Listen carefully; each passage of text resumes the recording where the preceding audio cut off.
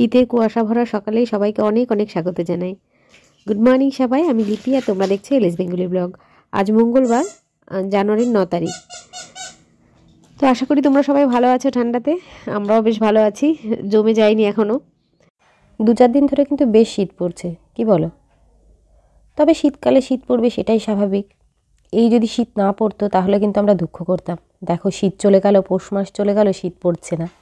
আবার বেশি শীত পড়ছে, সেটাতেও আমাদের প্রবলেম। কি ঠান্ডা কি ঠান্ডা, কোনো কিছুতেই আমরা ঠিক খুশি হতে পারি না। তবে এই ঠান্ডাতে আমাদের তো সাফিসিয়েন্ট জামাকাপড় রয়েছে, ঠিক আছে, কিন্তু যাদের নেই জামাকাপড় বা রাস্তার যে পশু পাখিগুলো থাকে, কুকুর বিড়াল, তাদের জন্য কিন্তু আমার বেশ খারাপ লাগে। তো সেরকম যদি হয়, পুরনো জামাকাপড় বা কোনো ব্যবস্থা থাকলে তোমাদের আশেপাশে সেটা করে দিতে পারো। তো কিছুক্ষণ এখানে দাঁড়ালাম, দাঁড়িয়ে চলে এলাম ঘরে। এসে দেখো আমাদের এখন রান্না হবে উচ্ছে দিয়ে মটরের ডাল। তো তার জন্য কিছু উচ্ছে বার করে রাখলাম। আর এই আমটা কালকে না, লাস্ট শুক্রবারের দিনকে দিয়েছিল আমাদের অদ্রিজার গানের টিচার দিয়েছিলেন। তো সেটা নিয়ে এসে রেখেছে, আজকে একটু চাটনি করব। আম ডাল কেউ খাবে না, এই শীতের সময় সবাই টমেটোর টক ডাল খেতেই পছন্দ করে। তো সেই জন্য আজকে বললাম একটুখানি চাটনি করে রেখো। আর এখন একটু চা খাচ্ছি। আমি তো বলেছি যে আমি চাটা একটু দেরি করে খাই, ঘুম থেকে উঠেই চা খাই না। তো চা খেতে খেতে গল্প করছিলাম। এই যে পিসি মাকে দেখাশোনা করে, এই পিসিও বসে রয়েছে এখানে। মা এখনও ঘুম থেকে ওঠেনি, তো সেই কারণে উনি বসে আছে, ওনার সাথে উনিও চা খাচ্ছে, বসে বসে কথাবার্তা বলছিলাম। আর এখন মেয়েকে ঘুম থেকে তুলবো, 8:30 তো বেজেই গেল প্রায়। ওকে ডেকে এসছি একবারের মধ্যে, উঠে পড়বে এখন। বেশ ডাকলে তাড়াতাড়ি উঠে পড়ে কিন্তু। আর যদি বলি তোকে স্কুলে যেতে হবে না, তুই ঘুমা, তাহলে তো আরও তাড়াতাড়ি উঠে পড়ে। মানে স্কুলটাকে বেশ এনজয় করছে এখন, বোঝা যাচ্ছে। প্রথম দিকে কিন্তু যেতে চাইতো না, তো সেটা বলছি, দাঁড়াও। মেয়ে উঠে পড়েছে ঘুম থেকে, আমি এবার বিছানাটা পরিষ্কার করে নিই। বিছানাটা পরিষ্কার করে রেখে, শীতের সময় বিছানা পরিষ্কার করাটাও একটা কঠিন কাজ। এই বড় বড় লেপ কম্বল ভাঁজ করো। আমাদের এখানে একটা এরকম বড় কম্বল রয়েছে, আর তার সঙ্গে একটা লেপও রয়েছে। আমার হাজব্যান্ড আবার কম্বল গায়ে দিয়ে ওর ঠিক হয় না, মানে শীত যায় না, তো সেই জন্য ওর জন্য একটা লেপও আছে, দুটোই ভাঁজ করে নেব। মেয়েকে এই সময় পটিতে বসিয়ে দিয়ে এসেছি, ব্রাশ করা হয়ে গেছে, পটিতে বসেছে। সকালবেলায় স্কুলে যাওয়ার আগে সকালবেলার যে কাজকর্মগুলো, এগুলো যদি অভ্যাস হয়ে যায় তাহলে সেটা খুব ভালো হয়। কারণ স্কুলে গিয়ে তো এগুলো সব একা একাই করতে হবে, কীভাবে করবে এগুলো ভীষণ টেনশন হয়। আর এখন এই যে জামাকাপড়গুলো বার করে রাখছি, সমস্ত যা ড্রেসপত্র যেগুলো লাগবে, তারপরে চান করাবো, চান করিয়ে রেডি করিয়ে খাওয়াবো, খাওয়ানো হয়নি এখনও, চান করিয়ে তারপরে খাইয়ে দেবো। তো যেটা বলছিলাম যে সকালবেলায় মেয়ে এতদিন একটা কিন্ডারগার্টেন স্কুলে পড়তো, সেখানে সব মাসিরা দেখাশোনা করতো, কিন্তু এই স্কুলটা সেরকম না। এখানে মাসিরা যদিও থাকে, দেখাশোনা করে, কিন্তু বাচ্চাদের নিজেদের কাজগুলো চেষ্টা করে ওরা নিজেরা হাত দিয়ে করানো। তো সেক্ষেত্রে আমার একটু চিন্তা হয়, আমার শুধু না, আমি কথা বলে দেখেছি প্রত্যেকটা মায়েরই চিন্তা হয় যে এতদিন একটা ছত্রছায়ার মধ্যে ছিল, সেখান থেকে একা একা কীভাবে করবে কাজগুলো। যদিও জানি বাচ্চারা খুব চটপট শিখে যায়, আমরা করেছি, হাজার হাজার বাচ্চারা করছে, আমরা তো দেখে রাখছি। অনেক বাচ্চাদের রাস্তাঘাটে বড় হচ্ছে, বা গ্রামের দিকের বাচ্চাগুলো, তারা তো সব একা একাই করছে। আমার বাড়ির বাপের বাড়ির পাশেই ওর বয়সী বাচ্চারা সমস্ত কিছু একা একা করে নিচ্ছে, খেয়ে নিচ্ছে একা, চান করে নিচ্ছে একা। আমরা হাতে ধরে করিয়ে করিয়েই বাচ্চাদের এরকম করে রাখি। আসলে দোষটা আমাদেরই, আমরাই বাচ্চাদের শিখতে দিই না। নিজে হাতে করে যে কিছু করবে সেটা আমরাই শিখতে দিই না। তো যাই হোক, বাড়ি চলে এসেছি। এসে এই সময় সবার খাওয়া দাওয়া হয়ে গেছে, এসে সবাইকে খাবার টাবার দিলাম, নিজেও খেয়ে নিয়েছি। খেয়ে এইখানে মায়ের ঘরের সামনেই ছাদটাতে একটু রোদ আসে, সবাই রোদ পোহাচ্ছে, আমিও একটু এলাম, একটু রোদে বসলাম। এই সময় রোদে বসতে কিন্তু দারুণ আরাম লাগে, যদিও রোদের তেজটা অতটা বেশি নেই, হালকা তেজ রয়েছে। রোদের এই সময় যেরকম যত বেলা হয়েছে, 10:30টার বেশি বাজে, 11টার কাছাকাছি বাজে, কিন্তু সেই রকম রোদের তাপটা নেই। ভেতরে এসে এই বড়িগুলো একটু রোদে দিয়ে দিলাম। এই কালকে মণিমা দিয়ে গেছে বড়িগুলো, আশ্রমের বড় মা, আমাদের এখানে একটা আশ্রম আছে, ওখানকার বড় মা পাঠিয়েছে মা বাবার জন্য। মা বাবা না, মানে আমরা সবাই খাবো, যদিও আমার হাজব্যান্ড একদম বড়ি খায় না। আর এই বড়িগুলো হাতে করা বড়ি, বড় মা হাতে তৈরি করেছে। আমার ঠাকুমাই বড়ি বানাতো, আমার মাও করতো, মা বৌদি মিলে সবাই মিলে করতো। তবে এখন আর হাতে করে করার মতো ধৈর্য বা সময় কারোর কাছেই নেই। তো এই কিছু কিছু লোক আছে যাদের মধ্যে এখনও জিনিসটা আছে, যারা করে। তো এবার দেখো, এটা আমি কিনেছিলাম, এই মামাআর্থের এই উপটানটা, মাস্কটা, একদিনও লাগানো হয়নি, কিনেই রেখেছি শুধু। তো ভাবলাম আজকে একটু রূপচর্চা করেই ফেলি। আমরা এইগুলোতে ভীষণ অবহেলা করি। মাকে আগে বলতাম যে মা একটু কিছু লাগাও না কেন, এখন নিজে দেখি আমি নিজেও ভীষণ কুঁড়ে হয়ে গেছি এই ব্যাপারে, একদমই লাগাতে ইচ্ছা করে না কিছু মুখে। রাত্রেবেলা যে একটু ক্রিম লাগাবো, সেটাও কোনো দিন লাগাই, কোনো দিন লাগাই না। কেন এরকম হয়েছে কি জানি, এত অনীহা কেন সব ব্যাপারে। আগে কিন্তু এরকম ছিল না, আগে কিন্তু টাইম টু টাইম, কবে 1 সপ্তাহে একবার মুখটা পরিষ্কার করতে হবে, মাথায় একবার হেনা করতে হবে, এইসব ছিল। এখন আর সময়ের সঙ্গে সঙ্গে সব চলে যাচ্ছে। যদিও আমি সবসময় ঘরোয়া জিনিসটাই লাগাতাম, একটুখানি দুধেশ্বর বা বেসন টেসন গুলে নিয়ে এইসবই লাগাতাম। বাইরের জিনিস কিনে খুব একটা লাগানোর চল ছিল না আমাদের বাড়িতে, আর টাকা পয়সাও অত থাকতো না হাতে যে সবসময় এটা সেটা কিনে নিয়ে লাগাবো। ঘরোয়া জিনিসটাই বেশি লাগাতাম। আর সে বাড়িতে ঠাকুমাদের কাছে শুনতাম যে এইটা লাগালে ভালো হয়, সেটা লাগালে ভালো হয়, বা কোনো ম্যাগাজিনে পড়লাম, তো সেটাই ট্রাই করতাম। দেখো মুখের মাস্কটা একদম শুকিয়ে গেছে, সাদা হয়ে গেছে মুখটা। আমার মেয়ে থাকলে বলতো, মা তোমাকে ভূতের মতো লাগছে দেখতে। তো গেলাম, চান করে চলে এলাম। এখন যাব ঠাকুর ঘরে, পুজো টুজো দেবো, দিয়ে সবাইকে খেতে দেবো। এখনও রান্নার দিদা বাড়ি যায়নি, রান্নার দিদার টিফিন বক্সটাও গুছিয়ে দিতে হবে।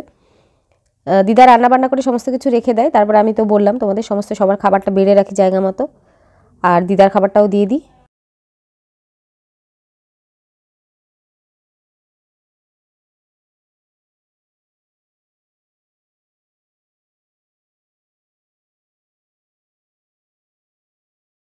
আজকে দেখো যত সুন্দর করে আমি স্নান করে এসে ক্রিম লাগাচ্ছি মুখে, অন্যদিন কিন্তু এরকম লাগানো হয় না। আসলে স্নানটা একটু দেরি করে করি, গিয়ে তারপরে তাড়াতাড়ি করে ঠাকুর ঘরে ঢুকে যাই, এসে সবাইকে খেতে টেতে দিই। ক্রিম লাগানোর কথা মনে পড়ে বেশ অনেক পরে, যখন মুখে একটু টান ধরে শীতের সময় তখন তাড়াতাড়ি করে উঠে একটু ক্রিম লাগাই। তো আজকে যেহেতু ওই ফেস মাস্কটা লাগিয়েছি, সেই জন্য স্নান করে এসে আগে সুন্দর করে ক্রিম ট্রিম লাগিয়ে ঠোঁটে একটু লিপ বাম লাগিয়ে নিলাম, আর হাতে পায়ে বেশ ভালো করে আজকে বডি লোশন লাগাচ্ছি। অন্য দিন বললাম ওই যখন হাতে পায়ে টান ধরে চুলকায় তখন মনে হয় একটুখানি লাগিয়ে দিই, তাছাড়া অন্য সময় তো মনে পড়ে না।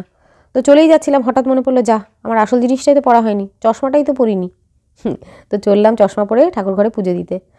তো দেখো আমার পুজো দেওয়া হয়ে গেছে। আর এই ঘরে ঠাকুর ঘরটা বেশ সুন্দর রোদ পড়ে, জানলাটা খুলে দিলে দেখো কি সুন্দর রোদ এসেছে, ঠাকুরের গায়ে লাগছে।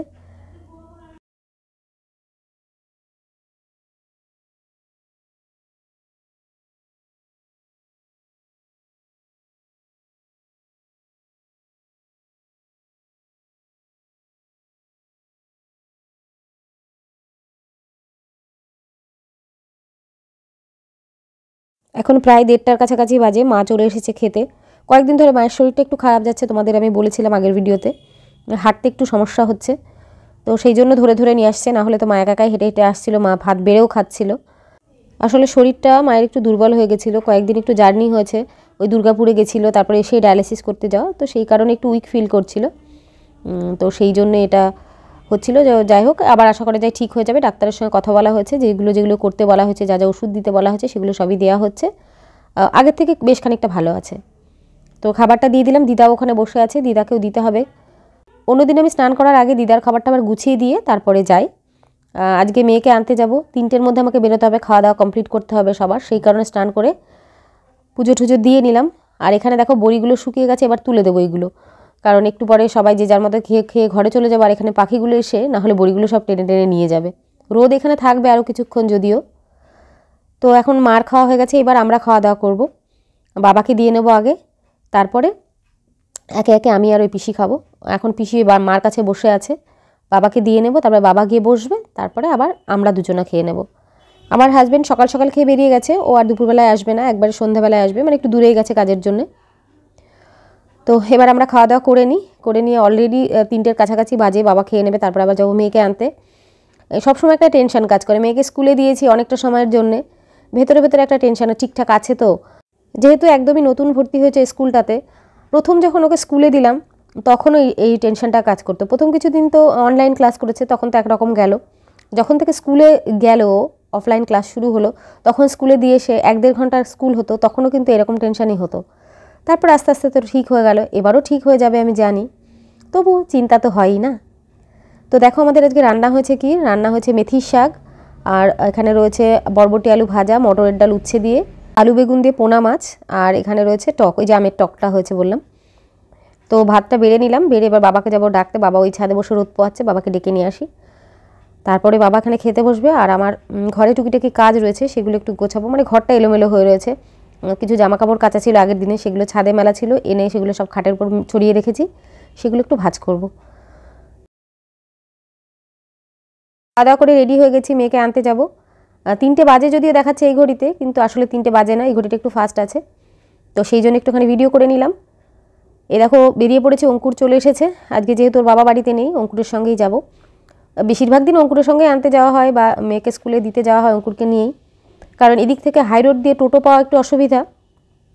আর তারপরে এই রেলগেটের দিক দিয়ে গেলে তো হয়ে গেল, যদি রেলগেট পড়েছে তাহলে সমস্যা, সেই জন্য আমরা টোটোটা ঠিক করিনি। আর যেহেতু অঙ্কুর রয়েছে, অঙ্কুরের সেরকম রোজগার ডিউটি তো থাকে না, মানে রেগুলার ডিউটি তো নেই ওর, সেই জন্য অঙ্কুরের সঙ্গেই যাচ্ছি। আর দেখো বেরিয়ে পড়েছি। আর এখন তো রোদ, দেখো রোদের তেজ কিন্তু এখনও নেই, কীরকম কুয়াশা কুয়াশা, কদিন ধরে এরকমই থাকবে বলছে ওয়েদার রিপোর্ট। এখনও মনের মধ্যে কিন্তু আমি যখন যাচ্ছি তখনও মনের মধ্যে ধুকধুক করছে, গিয়ে কি ঠিক থাকবে তো, স্কুল থেকে কিছু বলবে না তো যে অদ্রিজা এই দুষ্টুমি করেছে বা এরকম কিছু। আসলে প্রথম দিন গিয়ে স্কুলে গিয়ে ও কী হয়েছে বলো তো, বাথরুম করতে গেছে, ফিরে এসে নিজের ক্লাসরুমটা খুঁজে পায়নি, তো একটু ঘুরে বেড়াচ্ছিল। তো বাড়িতে এসে আমাকে সেটা আবার বলেছে যে ও ক্লাসরুম মানে বাথরুম থেকে বেরিয়ে ক্লাসরুমটা খুঁজে পায়নি, একটু থতমত খেয়ে গেছিল এই আর কি। এইসব নিয়েই ভেতর ভেতরে একটা টেনশন কাজ করে এই আর কি। জানি সব ঠিক হয়ে যাবে আস্তে আস্তে, এই মেয়ে আস্তে বড় হবে, তারপরে বাইরে পড়াশোনা করতে যাবে, সবগুলোই হবে, কিন্তু আমাদের টেনশানও থাকবে এই আর কি। দেখো স্কুলের সামনে চলে এসেছি, বেশ খানিকটা আগে চলে এসেছি, গিয়ে একটু ভেতরে বসবো, তারপরে অপেক্ষা করা। চলে এসেছি মেয়েকে নিয়ে স্কুল থেকে। আর এখানে আসার পরে ও দেখছে ওই নিচটাতে ওর যে স্মাইলি বলগুলো আছে না হলুদ হলুদ রঙের, ওই বলগুলো ওর দুটো আছে, মানে একটা ওর ঠাম্মির আর একটা ওর ছিল, সেই একটা বল পড়ে গেছে নিচে, কোনো একটা বল। তো সেটা দেখে ও বলছে আমার বলটা পড়ে গেছে, পুরো নিচে নেমে নিচে ওটা আনতে গেছে। ওই দেখো এখানে পড়েছে, ওই ছাদে মনে হয় মা ওটা প্রেস করছিল, কোনোভাবে পড়ে গেছে নিচে, তো সেটা তুলে নিয়ে চলে এলো। তো ব্লগটা এখানেই শেষ করব। আর এইখানে দেখো আমি কুকুরের থাকার জন্য, ওই রাস্তার একটা কুকুর এখানে থাকে, ওর থাকার জন্য এই ব্যবস্থাটা করে দিয়েছি। তো ব্লগটা এখানেই শেষ করব। তোমাদের কেমন লাগছে সেটা কমেন্ট করে জানিও, আর যদি ভালো লাগে অবশ্যই লাইক করে দিও, আর আমার চ্যানেলটা সাবস্ক্রাইব করতে ভুলো না। তাহলে আজকের মতো সবাইকে টাটা।